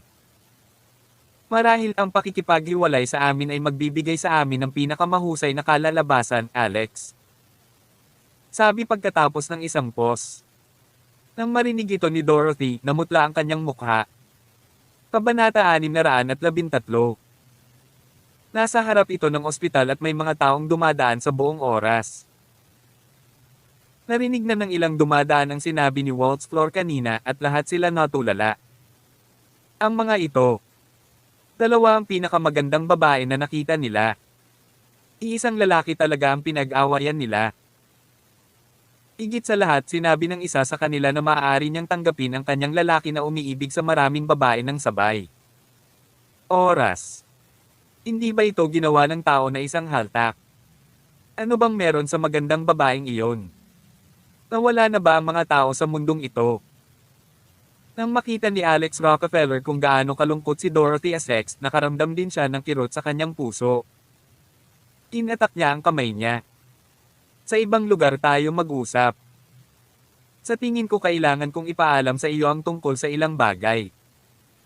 No matter what, ako ang nagkasala sa iyo. Ano ang gusto mo bilang kabayaran? Gagawin ko ang lahat para mapasaya ka, sabi ni Alex. Parang kahoy na papel si Dorothy habang hinahayaan niya ang sarili na hilahin ni Alex hanggang sa makarating sila sa isang ilog. May nangingisda sa malayong lugar. Pagkaraan ng mahabang sandali, tumangala si Dorothy. Puno na ng luha ang mga mata niya. Hindi mo na ako mahal, hindi ba? Tanong ni Dorothy habang nakatingin kay Alex. Umiling si Alex. Kung gayon, bakit mo dinala ang usapin ng diborsyo?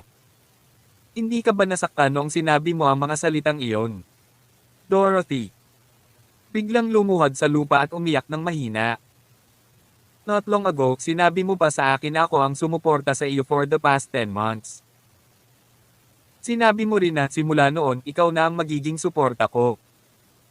Pero ngayon, sinasabi mo sa akin na ang pakikipaghiwalay ay ang pinakamagandang wakas para sa ating dalawa. Bakit mo ito ginagawa sa akin? Ano bang nagawa kong mali? Sigaw ni Dorothy. Pakiramdam ni Alex ay walang magawa. Ang tanging nagawa niya ay tumitig sa ibabaw ng ilog. Parang pelikula ang mga alaala nila ni Dorothy simula noong magkakilala sila. Akala niya ay matagal na niyang nakalimutan ang tungkol sa mga alaalang ito mula sa nakaraan. Pero ngayong naalala na niya. Kanila napagtanto niyang ang mga alaalang ito ay nakaukit sa kanyang puso. May ideya ka ba kung gaano kahirap para sa akin na panatilihin ito? Ang aking ina at ang aking kapatid na babae ay humihiling sa akin na makipagdiborsyo araw-araw, ngunit hindi ko man lang ito pinansin. Kahit na total loser ka at sinayang mo ang buhay mo, sinabi ko sa sarili ko na hinding-hindi ako makikipagdiborsyo. Pinili ko ang kasal na ito. Ang pagtingin sa peklat na ito araw-araw ay nagbibigay sa akin ng lakas, sabi ni Dorothy habang umiiyak. Inubad niya ang kanyang kwelyo at kitang-kita ang patag na peklat sa kanyang leeg. Stop saying those things, ipinikit ni Alex ang kanyang mga mata at sinabi. Napuno ng sakit ang puso niya. Bakit hindi? Bakit hindi ko kaya? Natatakot ka bang tingnan? Pumayo si Dorothy at galit na pinandilatan si Alex. Paano? Matagal mo na bang kilala si Zendaya Stormer? Paano ka makikipaghiwalay sa akin para sa kanya? Ano ang masama sa akin? Kaya kung magbago. Hindi naman sa hindi ko ginampanan ang mga responsibilidad ko bilang asawa. Akala ko lang wala ka. Gusto mo malakas na sigaw ni Dorothy. Binuksan niya ang kanyang pitaka at may inabot sa loob bago itinapon sa mukha ni Alex. Ito ay kondom mula sa Durex. Lalong kirot ang naramdaman ni Alex sa kanyang puso nang hawakan niya ito ng kanyang kamay. Dorothy, hindi iyon. Iniisip ko lang na makipagdiborsyo, sabi ni Alex. Ayoko ng divorce. Ayoko. Sigaw ni Dorothy. Pakinig ka sa akin, sabi ni Alex. Hindi ako makikinig. Huwag mo akong pilitin. Gusto mo ba akong mamatay? Sige, mamamatay ako sa harap mo. Sumigaw siya. Ang emosyon ni Dorothy ay tumatakbo ng ligaw. Hindi niya matiis na makipaghiwalay. Tumalon siya sa ilog. Ako, she asterisk T. Nagulat si Alex. Hindi man lang nag-isip, mabilis niyang inabot at niyakap si Dorothy. Gayunpaman, nahulog din siya sa tubig. Ang enerhiya ng Chi ay natipon sa ilalim ng kanyang mga paa. Isang malakas na pagsabog ang naganap. Gamit ang isang kamay sa baywang ni Dorothy, tinapik ng kanyang mga binti ang ibabaw ng ilog. May dala talaga siya.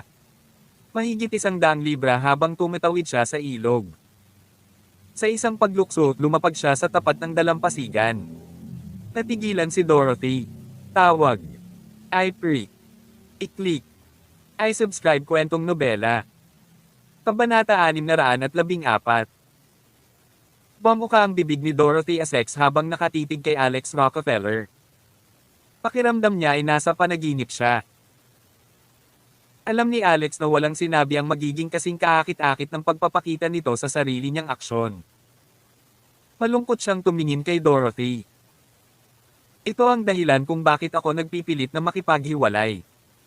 Kung hindi tayo maghihiwalay, palagi kang nasa panganib. Tulad ng lahat ng nangyari ngayon. Kung makidnap ka o mabuli ulit, baka hindi na kita mailigtas sa bawat pagkakataon. Kung may nangyari sa iyo, mas gugustuhin kong mamatay, sabi ni Alex. Hindi naman sa hindi kita mahal. You're the one I love the most, dagdag pa niya. Makalipas ang kalahating oras, sa wakas ay tinanggap ni Dorothy ang katotohanan na ang kanyang asawa ay isang martial artist. Ngunit wala siyang masyadong alam tungkol sa mundo ng martial arts. Ano pa ba ang tinatago mo sa akin? Kahit na martial artist ka, I'm sure it doesn't mean we must get a divorce. Hiwalayan, tama.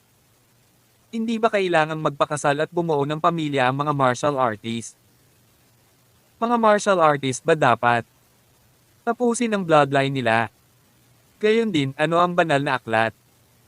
Bakit ikaw ang hiniling ng babaeng Hapon na iyon? Isa pa, binanggit niya na may pinatay ka dati. Totoo ba yan? Tanong ni Dorothy. Dahan-dahang tumango si Alex. Nagulat si Dorothy, na paatras ng 2 hakbang na may nakakatakot na ekspresyon sa mukha. Ang kanyang pag-uugali ay nagpanginig sa mga mata ni Alex. Dorothy, hindi na ako dati. Puno ng dugo ang mga kamay ko.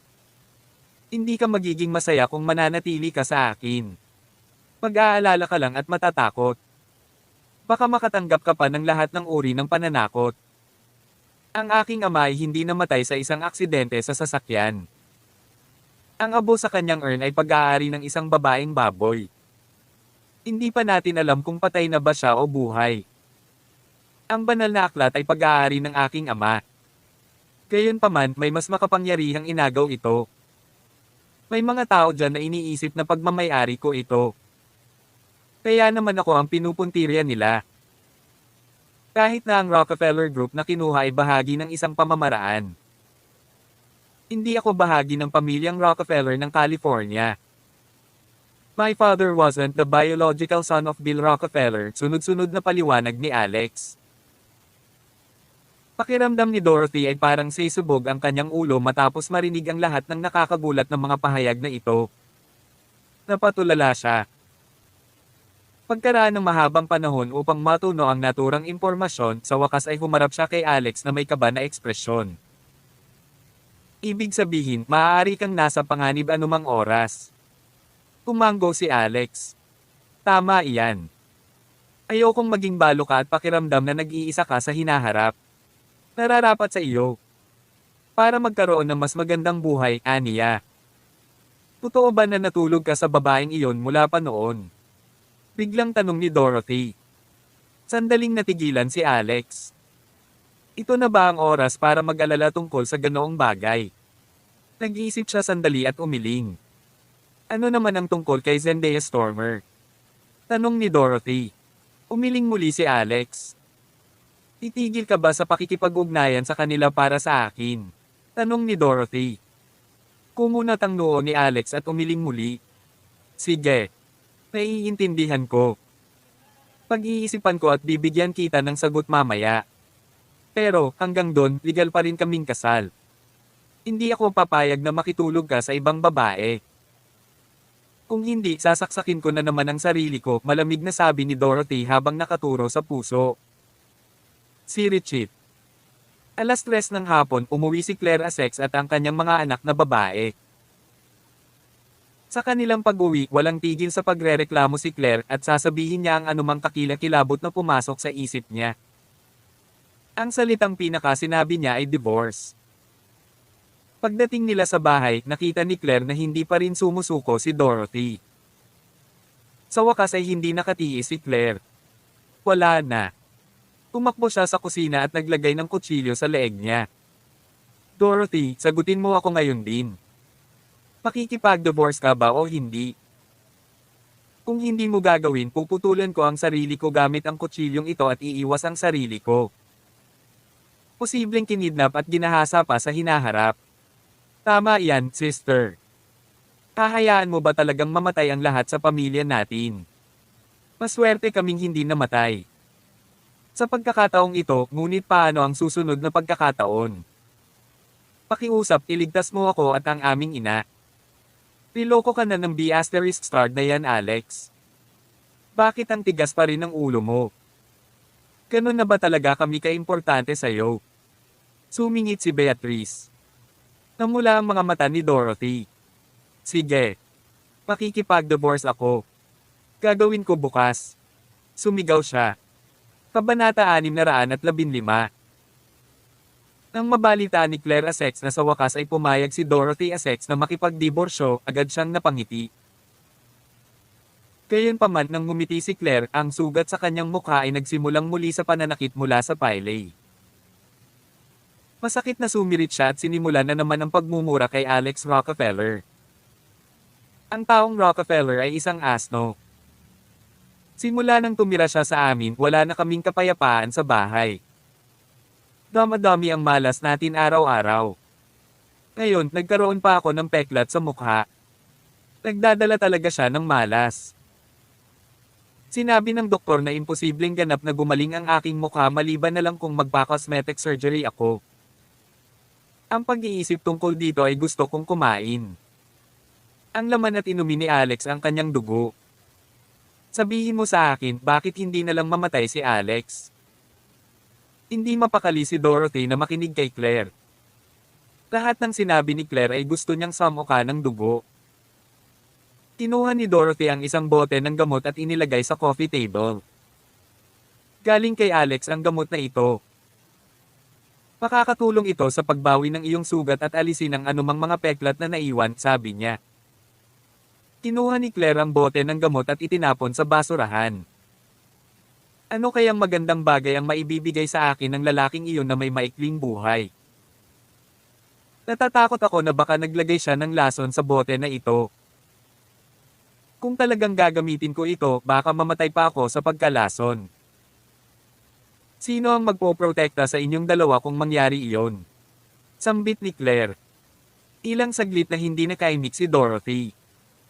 Umakyat siya sa itaas at nagkulong sa kanyang kwarto. May picture nila ni Alex sa tabi ng bedhead. Ang larawang iyon ay kuha ilang taon na ang nakararaan ng unang magkahawak kamay ang dalawa at pumunta sa Ocean Theme Park. Inilapat ni Dorothy ang kanyang manipis na kamay sa larawan. Pagkatapos noon, gumawa siya ng napakahirap na desisyon. Kasabay nito, lalong naging viral ang balita tungkol kay Zendaya Stormer na sumire sa kasal ng mag-asawa sa pamamagitan ng pagiging mistress ng isang may asawa. Ang kanyang imahe bilang isang kataas-taasang diyosa sa mata ng publiko ay gumuho kaagad. Halos bawat social media platform ay may katulad na pamagat ng balita tungkol dito sa kanilang mga front page. Para itong cancer na kumalat sa entertainment industry. Sa internet, hindi mabilang na tao ang nagmumura kay Zendaya at nagsasabi ng masama tungkol sa kanya. Ito ay tulad ng isang walang katotohanan na partido na nagkamali. Noon sa kumpanya ng entertainment si Zendaya ay nilagdaan, Star Entertainment, isang grupo ng mga shareholder. Nagkakaroon ng emergency meeting. Isang nasa katanghaliang gulang na lalaki na nasa edad 40 o 50 ang nagsimulang sumigaw ng malakas. Ganap na kalokohan si Zendaya Stormer. It's bad enough na nakikipag-date siya sa isang lalaking may asawa. Bakit siya pumatay ng isang lalaki sa sikat ng araw? May mali ba sa ulo niya? Palaki. Ngayon, alam ng buong bansa na siya ay nakikipag-date sa isang lalaking may asawa. Paano natin mailigtas ang sitwasyong ito? Pwede pa ba? Nakakahiya naman. Sa orihinal, si Zendaya ang pinakamalaking celebrity sa aming kumpanya. Now, we have no choice but to give up on her to protect our company, sabi ng isa pang tao. Habang nagsasalita ang taong ito, tumingin siya kay Boris Hansen na nakaupo sa pinakamataas na upuan at tahimik sa buong oras na ito. Ginoo. Hansen, dapat tayong gumawa ng pampublikong anunsyo sa lalong madaling panahon. Sisipain natin si Zendaya. Umalis si Stormer sa kumpanya at hindi na siya muling kinukuha. Mababawasan nito ang pinsala sa reputasyon sa aming kumpanya, sabi niya. Umanggo ang nasa middle-aged na lalaking nagsalita kanina. Tama iyan.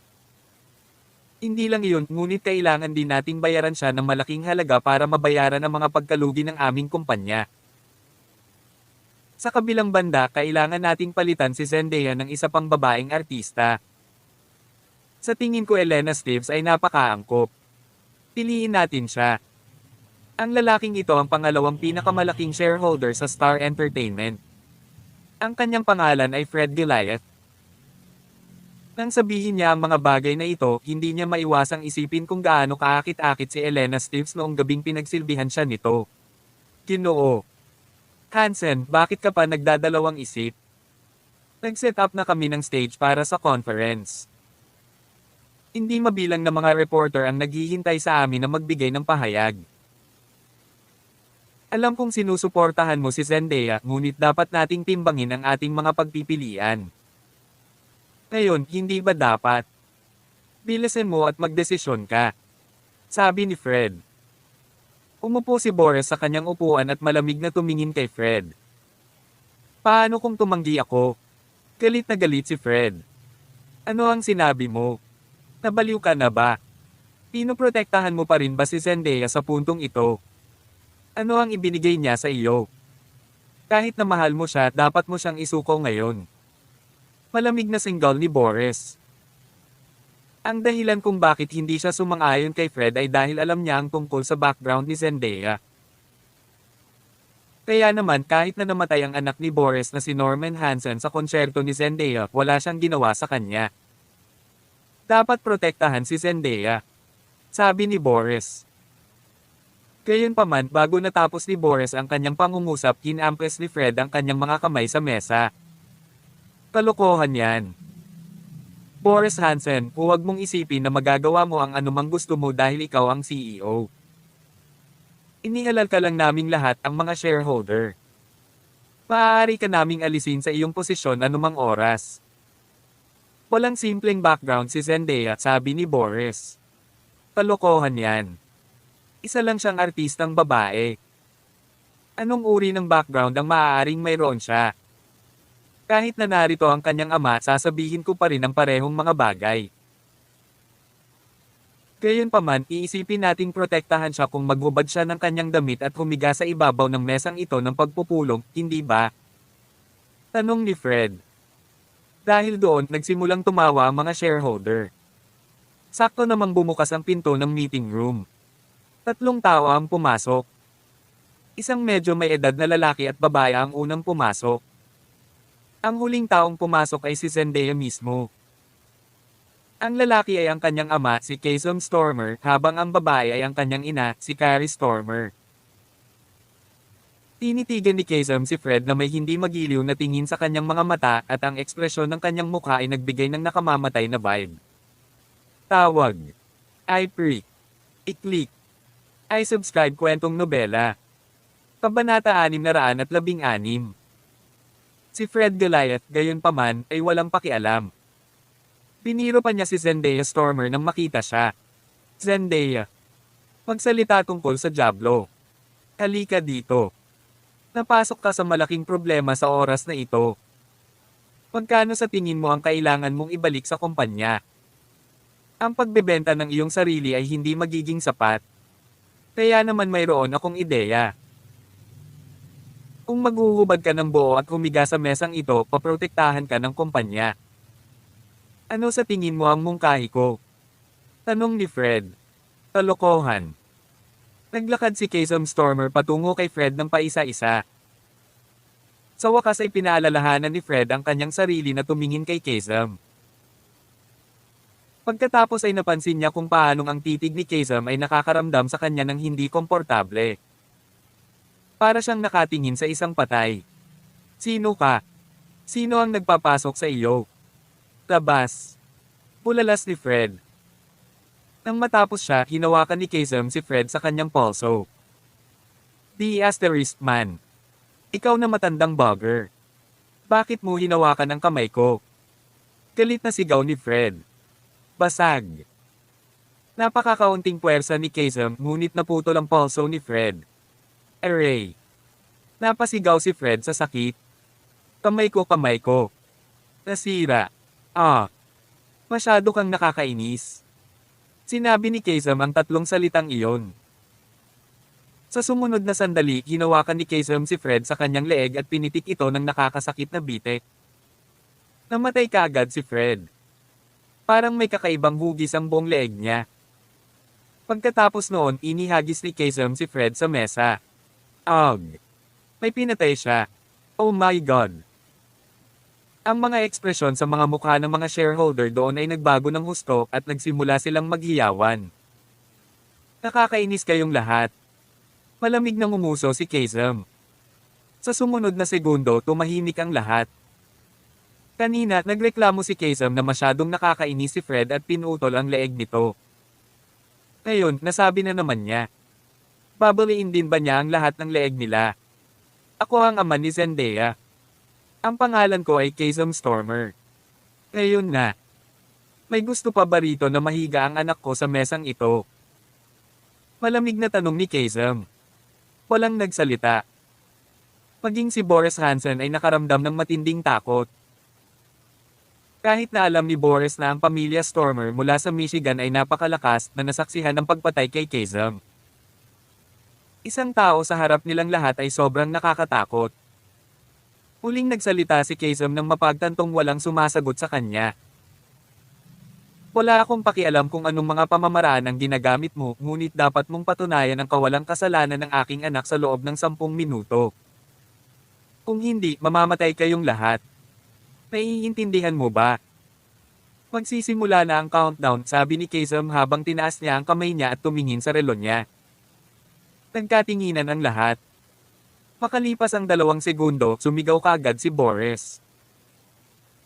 Tawagan ng mga tao mula sa komperensya ng balita ngayon, samantala, si Elena Stives ay bihis na bihis at siya ay nasa mabuting kalagayan. Bagamat hindi siya komportable sa paglilingkod kay Fred kagabi, malapit na siyang maging pinakamalaking female celebrity ng Star Entertainment bilang shareholder ng kanyang kumpanya. Matagal na niyang hinihintay ang araw na ito. Sa wakas, ang kanyang hiling ay ipagkakaloob. 8:00 na ng gabi. Nagsimula na ang press conference. Naglakad si Elena sa entablado at pinakita sa lahat ang kanyang pinakakakit-akit ng ngiti. Kumusta kayong lahat? Ako si Elena Stives, isang kasamahan ni Zendaya Stormer. Mayroon akong isang napakalungkot na isyu na isisiwalat sa inyong lahat. Si Zendaya ay mukhang isang santo sa ibabaw, ngunit siya ay talagang isang tusong B***. Ang kanyang personal na buhay ay magulo at hindi niya ito ang unang pagkakataon na makialam sa relasyon ng ibang tao. Sa sandaling iyon, isa sa mga miyembro ng staff ang sumugod sa entablado at bumulong sa tainga ni Elena. Biglang nawala lahat ng kulay sa mukha ni Elena. Nanginginig ang buong katawan niya at mukhang takot na takot. Kabanata 617. Sa gitna ng press conference, malapit sa 100 media professionals ang nakadilat. Itinutok nila ang kanilang mga recording device na may iba't ibang haba kay Elena Stives sa entablado na gustong i-record ang lahat ng sinabi niya. Sa katunayan, nagsimula pa nga ang ilang media platform na i-broadcast ito ng live. Ang mga taong ito ay parang mga gutom na peteng na nakakita ng dugo na iinip na naghihintay ng kanilang pagkakataon upang matikman ang madugong laman. Masyadong sikat si Zendaya Stormer. Ngayon na ang kanyang reputasyon ay bumagsak, ito ay isang mahusay na pagkakataon para sa media na ipaglaban ang kanilang sariling bahagi sa merkado. Sino ang nagmamalasakit kung si Zendaya ay mamamatay o hindi o kung paano siya mamamatay? Wala naman itong kinalaman sa kanila. Ang tanging inaalala nila ay may sulat nila ang kanilang mga kwento. Kung talagang namatay si Zendaya, mas magiging sikat ang balita tungkol sa kanya. Baka mas excited pa ang mga taong ito. Nang ibuka ni Eileen ang kanyang bibig, alam ng lahat na malapit nang ilabas ang ilang pangunahing balita. Sa lalong madaling panahon, ang internet ay mababaliw dahil dito. Si Zendaya Stormer, ang tila walang muwang at dalisay na diyosa sa pag-awit, ay malapit ng mahayag bilang isang Celtar City bitik na nagpunta para sa mga lalaking may asawa. Naiisip pa nga ng maraming tao ang headline na ito at hindi na sila makapaghintay na isulat ang artikulo. Nagulat sila nang biglang tumigil sa pagsasalita si Elena. MS. Stives, sige. Bakit hindi ka nagsasalita? Oo, bilisan mong sabihin sa amin. Ano ang Zendaya Stormer sa privado? Nakipag-date ba siya sa maraming lalaki ng sabay-sabay? Ilang lalaki na ba ang nakasama niya? Siya ba ay may bahay ng isa sa iyong mga shareholder? Isang grupo ng mga walang pusong reporter ang nagtanong sa galit. Malupit at puno ng paghamak ang tono na kanilang inilabas. Gusto rin ni Elena na magsalita. Nakapagplano na siya ng hindi mabilang na mga script at isinulat pa ang mga panukalang ito para makapagsabi siya ng mga negatibong bagay tungkol kay Zendaya sa panahon ng komperensya. Ipapakita ni Elena si Zendaya bilang isang cel***T na nakitulog sa sinumang lalaki bago magpatuloy sa pagkuha sa posisyon ni Zendaya. Gayunpaman, sinabi ng staff na nakasagasa kanina kay Elena na si Zendaya at ang kanyang mga magulang ay nagpakita at pinatay si Fred Goliath, isa sa mga shareholder ng kumpanya. Bukod dito, gusto nilang aminin ni Elena na siya ang nag-leak ng video at gumawa ng tsismis at humingi ng paumanhin sa harap ng media. Bakit? Bakit nangyari ito? Si Zendaya ay nasa ganong kaayla hilakbot na kalagayan. Bakit pinoprotektahan pa rin siya ng kumpanya? Anong maganda sa kanya? Kung ang kanyang ama ay ng ahas na pumatay ng mga tao, hulihin siya. Bakit ako magsasakripisyo? Kung aaminin ko ang mga bagay na iyon, hindi ko ba masisira ang sarili kong karera? Nagkatubili si Elena at ayaw niyang aminin ang mga bagay na iyon. Kahit na kailanganin siyang itago ng mga kumpanya, mas gusto niya na sa buong buhay niya ay mapahamak. Sa dating opsyon, maaari siyang maghintay hanggang matapos ang kanyang kontrata, pagkatapos ay sumali sa ibang kumpanya upang muling simulan ang kanyang karera. Nakapagdesisyon na si Elena. Uli siyang ngumiti bago nagsalita sa mikropono. Medyo nalungkot lang ako. Hindi natin mahuhusgahan ang isang libro sa pabalat nito. I treated Zendaya like my best friend, but biglang naputol ang boses ni Elena dahil hindi gumagana ang mikropono. Tinapik niya ito. Pagpatuloy na sana siya sa pagsasalita nang magsimulang tumugtog ang sound system. Ginoo. Goliath, gusto kong tuluyang masira ang reputasyon ni Zendaya Stormer para mapalitan ko siya bilang nangungunang babaeng celebrity sa kumpanya. Ginoo. Goliath, gagawin mo ba iyon para sa akin, Daddy? Ehe. Iyan ay hindi magiging isang problema, aking maliit na honey girl. Halika at yakapin mo si Daddy. Gawin natin ulit. Hanggat nagsusumikap ka, lahat ay makakamit. Nagbago ang mga ekspresyon ni Elena. Bakit parang pamilyar ang boses na ito? Nang mapansin niya ng maigi, natarante siya. Di ba ito ang eksaktong pag-uusap nila ni Fred kagabi? Bakit ito nilalaro dito? Kagad pagkatapos noon, nakita ni Elena ang mga reporter sa ibaba ng entablado na lahat ay nakatingin sa isang bagay sa likuran niya. Tila gulat na gulat ang bawat isa sa kanila. Ang ilan ay tumawa at may mga kaawa-awang ngiti sa kanilang mga mukha. Sa pangalawang pagkakataon ay lumingon siya, ang kanyang isip ay nagsimulang umugang na parang sesabog.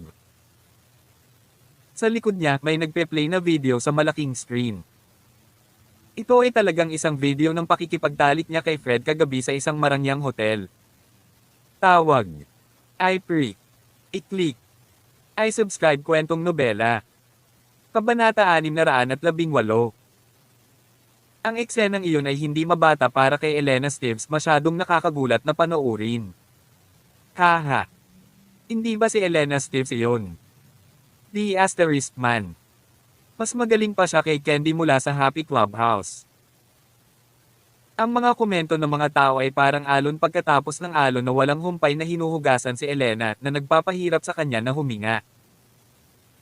Na-freeze siya ng kalahating minuto bago tumakbo para patayin ang telebisyon. Gayunpaman, isang security guard ang sumugod at pinigilan siya. Pinigilan pa niya. Ngayon, ang buhay ng lahat ng mga high-level executive ng Star Entertainment ay nasa ilalim ng kontrol ni Kesom Stormer. Ang mga sumunod na utos ni Boris Hansen ay nagulat sa buong kumpanya. Samantala, ang pamilya Stormer mula sa Michigan ay naghanda ng hindi mabilang na mga taktika na sinadya upang maisakatuparan matagal na ang nakalipas. Hindi nagtagal, lumipat ang video sa isa pa. At si Elena pa rin ang babaeng bida. Gayunpaman, nagbago ang pangunahing tauhang lalaki. Sa pagkakataong ito, sikat na direktor ang lalaki. Si Elena ay tila bihasa sa kama. Sa katunayan, ang mga bagay na sinabi niya ay lubos na nagulat sa lahat. Kasabay nito, ilang mga mamamahayag mula sa mga independenteng platform ng media ang mga nagsimulang mag-livestream. Simula pa lang, napansin na nila na dumami ng husto ang kanilang mga manunood. Sa loob ng ilang minuto, ang numero. Tumaas ng ilang daang libo ang mga manunood. Pagkatapos noon, lumago ito sa 1,000,000, hindi nagpapakita ng mga senyales ng pagbagal. Ito ay pangunahing balita. Si Elena ay itinuturing na isang A-list celebrity na may 10-10 milyong tagahanga. Ngayon, ang mga ganitong kalaswan na video niya ay talagang pinapalabas sa isang media conference. Nasira agad ang reputasyon niya. Pagkatapos noon, nagpakita pa ang screen ng apat na magkakaibang footage. Bawat isa ay kay Elena na natutulog sa ibang lalaki. Napailing ang lahat ng nanunood dito sa venue. Ang mga personal na buhay ng mayayamang tao ay talagang magulo. Kinausap lang ni Elena kung paano matutulog si Zendaya sa sinumang lalaki. Pero ngayon, nagpe-play na ang mga ganitong video. Ito ay mas kapani-paniwala kaysa sa kanyang paggawa ng mga pahayag na iyon. Sa sandaling iyon, pinangunahan ni Boris Hansen, CEO ng Star Entertainment, ang isang grupo ng mga tao na nagmamadaling pumasok sa media. Lugar ng pagpupulong. Kinuha ni Boris ang mikropono at nagsimulang magsalita.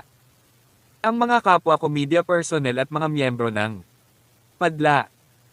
Ako ang CEO ng Star Entertainment, si Boris Hansen.